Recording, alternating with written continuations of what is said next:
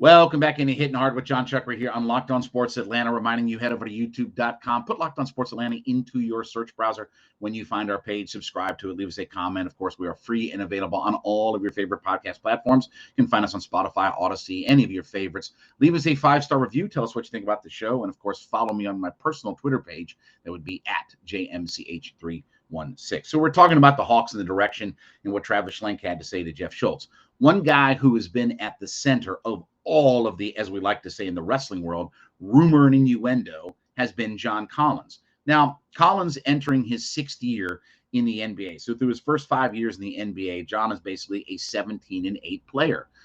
Do I think that John Collins can be a number 2 piece on a championship team? No. I will tell you that I don't think he is a good enough player to be a second star that can win an NBA title. Do I think that John Collins could be a number 3 piece on a championship team? Yes, I do think that he could be that. Now, if you're talking about trading John Collins, which let me say it like this, I am not afraid or opposed of moving John Collins along and trading him, but it's got to be a deal that makes sense and I'm getting some good assets back in return for it. You know, he's been linked to deals involving the Sacramento Kings, the Portland Trail Blazers, you know, some of these organizations that aren't so good, where you're talking about either getting back a draft pick or you're talking about getting a bunch of mid-level guys like Sacramento. I saw a deal that said Harrison Barnes. What do I want those guys for? Like, how does that help this franchise? Why am I giving up $25 million a year just to say that we dump salary? That makes no sense whatsoever. I have pieces I can dump for salary. Gallinari is a guy who is going to make 20 some odd $million that in a couple of weeks, when we get to the new league year, I can walk away from him for $5 million and save money that way. Or I can, trade a Bogdanovich who's got only 2 years left on his contract and save some money. He's almost $20 million a year. There's ways that I can reduce my salary without giving up value for it. Why do you think the Sacramento, as I like to call them, the Sacramento Queens, I think they want to give up the Harrison Barnes and all that people? Like, if I'm not getting back the number 4 draft pick for John Collins, then what am I making that trade for? Now, if we start to talk about John Collins and what he's worth and this, that, and the other, here's where I struggle with all of this. So you mean to tell me that the Hawks, they had a restricted free agent in John Collins that they gave a 5 for 125 deal to, $25 million a year. So you're telling me that they gave him that deal so that in 1 year later, they could trade him away for a draft pick or to the Sacramento Kings? Is that really what you're telling me? That's really what they signed him to that deal for. Now, if I can trade John Collins and get me a superstar caliber player, if I can get me a Donovan Mitchell, or even let's say if Bradley Beal was available, which I don't believe that he is, but let's say, okay, now that makes a little bit more sense.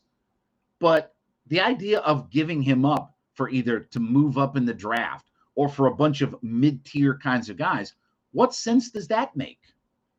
What was the point of signing him to a 5-year extension for the money that they gave him to, in 1 year later, say, hasta lasagna, don't get any on you? For Harrison Barnes, you're not going to win with those guys. Well, they're not winning now with Collins. I agree. They're not. He's not a number 2 piece. But you mean to tell me that if I couldn't add, again, we're going pie in the sky theory. If I could add a Beal or a Donovan Mitchell in there, and let's say if I have a threesome of Trey, Mitchell, Collins, Capella, now I have to go find a wing, right? That I can't do some damage in the Eastern Conference with that? I absolutely could. Absolutely could. And Collins can be a big piece to all of that. And look, it's funny. In Atlanta, there are a lot of people who just don't like John. I mean, there are certain athletes in Atlanta that, for whatever reason, people are just never going to buy into them, right? There's a whole section of the fan base that never bought into Matt Ryan. Doesn't matter. 57,000 yards, go to the Super Bowl, MVP, the best player in the history of the Falcons, most important draft pick ever, most important player in the history. Doesn't matter. He won Michael Vick. John Collins has got that same thing in Atlanta. Well, he's not this and not that. Okay, how many 18-8 guys or 17-8 guys are running around the league? And I understand by the way, $25 million is not max money. That's what Gobert and that's what DeAndre Ayton and that's what those guys get and want. The 40, 42, 43, 45 million. That ain't the same as 25. Just about doubling your money is not the same as saying near max. No, max would have been 40 plus million, like what Beal is going to get in Washington, what Levine is going to get in Chicago. That's max money. And then you get into the super max, like what Trey has got, right? Who just picked up $35 million out of thin air because he made an all-NBA team. So Collins, for honestly what he gives you, is not a albatross around your neck for all of it.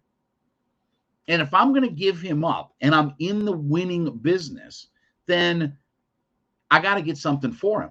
Now, look, Collins has plenty of flaws. One is he doesn't stay healthy enough. One is he's not on the court enough. That frustrates the crap out of me. That's a suspension. It's an injury. It's this. It's that. Okay. Stay on the court. I mean, but again, I can run down. We talked about Donovan Mitchell. Okay. He can't stay on the court at times. There's a lot of those kinds of guys. And unfortunately that you start looking at saying, okay, well, how many games am I going to get out of some of these guys? Collins is one of those guys that I understand. There's a lot of people that don't like him, and he does have flaws in his games. Can he go out there and create enough of his own shot? No, I know that. But he can help you win. But I don't have a problem if you want to move on from Collins. But tell me that the deal makes sense. Don't come to me with some deal from the Sacramento Queens, for God's sakes, with Harrison Barnes and people like that aren't going to do me any better. That aren't going to make me a better team and a better organization and are going to just magically turn the fortunes around. That doesn't help me at all. If I trade John Collins, I have to get something back. He has to be part of a bigger package. And if you want to tell me that's a 3-team trade, fine. I'm not giving up John Collins just to say that we made a trade and a change. And I don't think that the Hawks gave John Collins 5 for $125 to say 1 year later, well, this isn't any good. We got to blow this up. This didn't work itself out. We got to move on from all that. Well, like what organization that's got half a brain in their head does that? It doesn't mean that Collins won't be moved, but you think they signed him to that extension? Hell, they could have signed and traded him. They could have not matched any offer that a team gave to him. They could have walked away. How do you think the Hawks got Bogdanovich? The Sacramento Queens, remember them? They said, nah, you know what? We're not going to match that number, Bogey. He can go walk and whatever. Okay. And he came here. So I don't have an issue with if you want to move John Collins. What I do have an issue with, though, is just trading him for the sake of trading him. And whether you like Collins or not, or this, that, and the other, he can be a part of my organization. He can help me win. He was an important piece into why this team a couple of years ago was in the Eastern Conference Finals. And I had somebody last night telling me, oh, well, he's regressing. Regressing? I mean, he's 5 years into the league. He hasn't even hit his prime. He hasn't even hit his best years, right? Look at Golden State and Boston, those teams. Those guys aren't hitting their prime until they're 27, 28 years old. Collins right now, again, he's 24.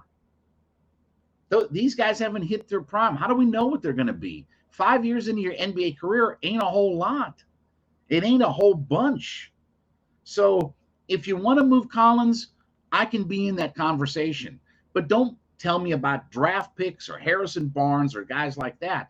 Give me something that's going to make my franchise better. If I'm going to give you something, I got to make sure I get something back that's going to help me as well. It has to be a win-win type of mentality if I'm going to trade one of my better players and my better assets. All right, when we come back, we are going to take a look at, as we're getting ready toward Falcons training camp here in, I guess, less than a month from right now. What are my top 3 battles in training camp this year coming up? We'll talk about that next. It's Hitting Hard with Jon Chuckery on Locked On Sports Atlanta.